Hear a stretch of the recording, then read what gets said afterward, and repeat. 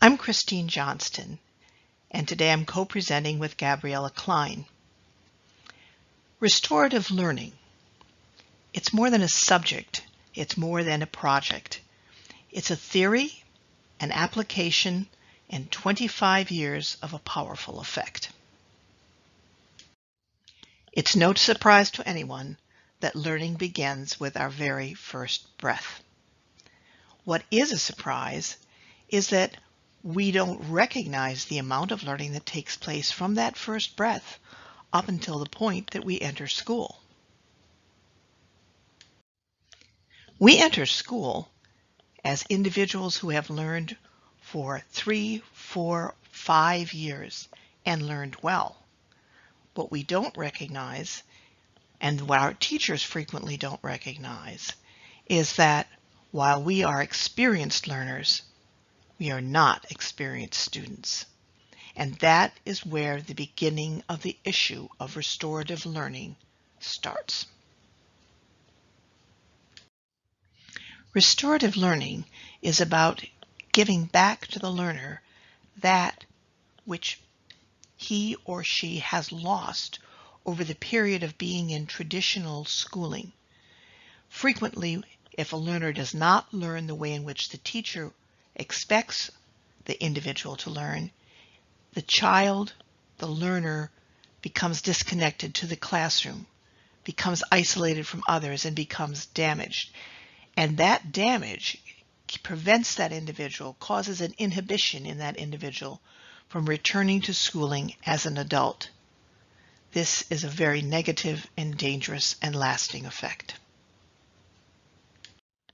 The long-term effects of not being able to be who you are as a learner, to have the way in which you take in the world around you and make sense of it degraded or seen as less than capable, has long-term effects on you, and certainly has long-term effects on these individuals and their future wages, their future learning power, and it keeps them in a state where their dreams and their hopes and their aspirations and their career paths are very limited.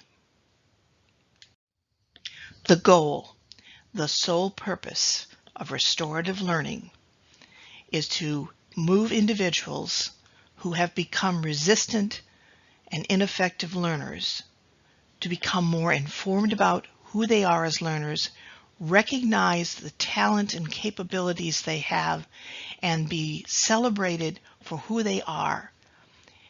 That's one point. But the second and probably most equally important point is that as individuals, these learners begin to be restored to their initial, original ability to understand how they learn and use that understanding, that new awareness, with intention. Over the past 25 years, that's what the Let Me Learn organization, rooted in academia, has been about.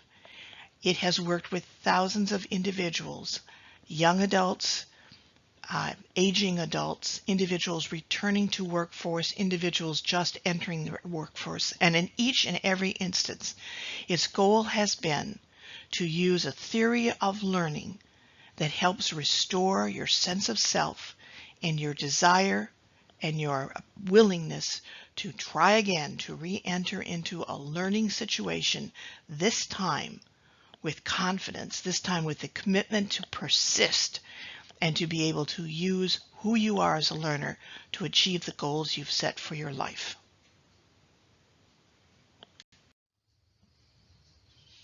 As learners move through this restorative process, they face, first of all, their very current reality. And what does that mean? It means understanding who that individual is, answering the question, who am I as a learner? Then it involves developing a personal learning profile that the individual can carry with him or her in a hard copy form, not just a mental form, so that the individual can speak about how he or she takes in the world, how they organize the world, how they can collect data and understand information about the world. This awareness of self helps them figure out and be able to articulate to others how they can problem solve. And in addition to that, how they can use their ideas to move above and beyond the status quo. That's what a personal learning profile makes possible. And it helps explain, this is how learning works in me.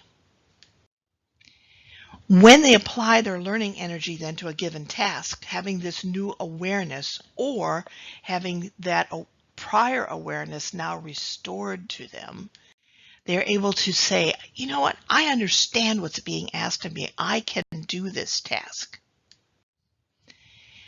And this is really key. Individuals who are restored in their awareness of who they are as learners are able to then employ personalized learning strategies to guide themselves so that they are no longer reliant on a teacher to tell them what to do or an adult or a work supervisor, but they become autonomous in using their awareness of themselves as learners. And the result of that is, I can learn to do this. What a great feeling as a result of having restored to them their sense of self as a learner. Now, if I were sitting here watching and listening to this presentation, I would like to know, what is the power behind restorative learning? And that's an important question to ask.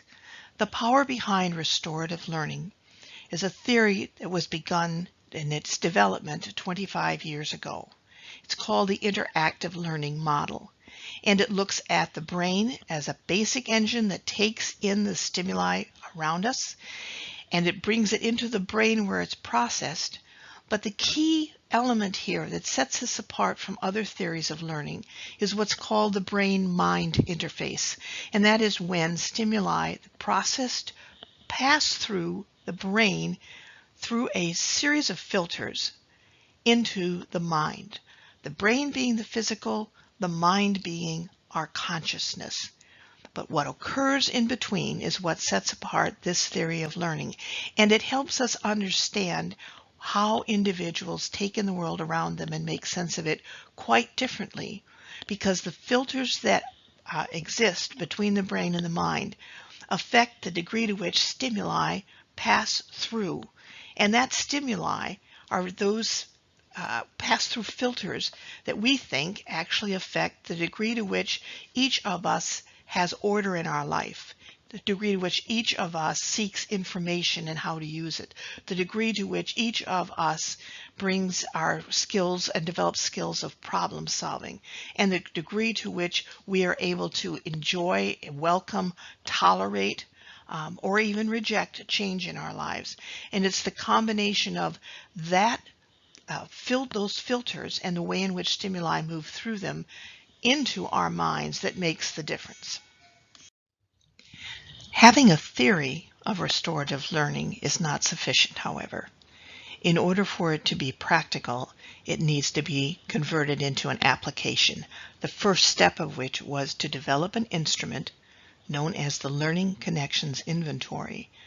That instrument, 6 years in development, was tested across the globe with over 9,000 individuals and underwent 7 tests of validity and reliability.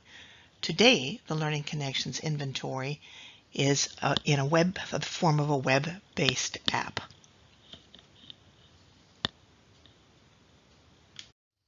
Once an individual has completed the Learning Connections Inventory, the individual receives a personal learning profile, and that personal learning profile they get to tweak by looking at the various characteristics and selecting those which best describe them as a learner.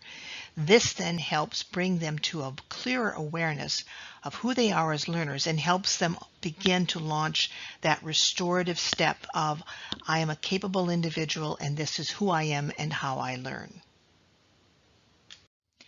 The ultimate effect of understanding who you are as a learner, the way in which you are restored to your original sense of self, of confidence, and a willingness to persist, comes through when we work with individuals who are returning to workforce or entering the workforce for the first time, and they're able to take with them this understanding of self, the way in which they use these aspects of who they are as learners, their ability to follow instructions, the pride that they can take in doing things correctly, the fact that they can work autonomously to solve problems, and how, in fact, they're willing to take a risk, be flexible, try something new. Being able to articulate this about themselves is extraordinarily important and highly restorative. The Let Me Learn process has been successfully applied between 2005 and 2016 in different international European Union co-funded projects and their related international workshops. After one of such workshops in Vienna in 2012, one participant from Armenia working with migrants and their children in Italy left us the following feedback. I learned about the Let Me Learn pedagogical approach. I think that it will be really very helpful for me in my everyday life work with migrants and their children. The course influenced the whole educational process in my activity, so I was glad to share my experience with my colleagues and learners. In all projects, the learning material was designed in a way to respect the different learning profiles in order to give the same chance to all learners involved. During the workshops, a questionnaire was filled out by all participants, learners as well as trainers, to establish their individual learning connections inventory. Once the learning connections inventories were validated, the questionnaires were given back to the participants and the scores were shown to everyone, including trainers. This has the powerful effect of first, creating a team feeling, second, making everyone feel respected as a learner, including trainers acting as facilitators, third, empowering learners to talk about possible learning difficulties through a common vocabulary, and fourth, to give the opportunity to the trainers to stress which learning pattern is most necessary for a given task. Dream, develop and realize empowering actions for mentoring migrants, another EU project currently under evaluation for funding by the European Union, will use the restorative learning process with all active actors involved, administering them a learning connections inventory.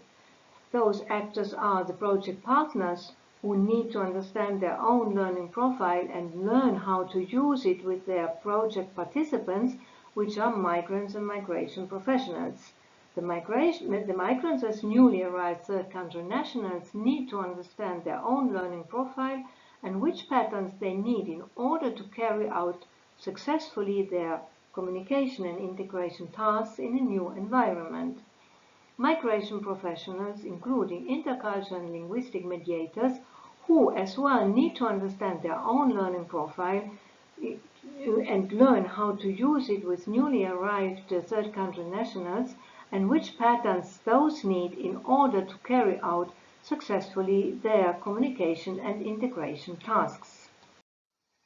As we have seen from former projects revolving around intercultural communication issues, such an awareness facilitates communication generally and in an intercultural dimension helps overcoming barriers, repairing misunderstanding and preventing miscommunication. This presupposes an ethnographic fieldwork focusing on first, the communication and integration tasks third country nationals need to face in their new environment, and second, the tasks migration professionals need to face in order to become professional migration mentors. For each task, it will be established which pattern or patterns are needed most. And based on these results for both migration professionals and third country nationals, we will elaborate strategies to help overcoming possible problems in absolving the necessary tasks. This is only possible when the individuals understand themselves as learners and which patterns are needed for which tasks. The Let Me Learn process will furthermore be used in designing the pedagogical materials and all learning activities.